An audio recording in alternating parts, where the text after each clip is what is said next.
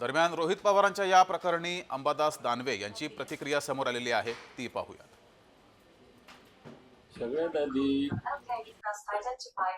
देवेंद्र फडणवीस आणि भारतीय जनता पार्टी अजितदादा पवारांविरुद्ध ट्रकभर पुरावे, एरंडेश्वर असतील, अन्य वेगवेगळे अजितदादांचे मालकीचे कारखाने असतील, MSC बँक असतील, या ट्रकभर पुराव्याचं काय झालं हा प्रश्न आहे. आणि मग रोहित पवारांच्या आता काय पुरवणी पत्र, ईडी वगैरे वगैरे वगैरे.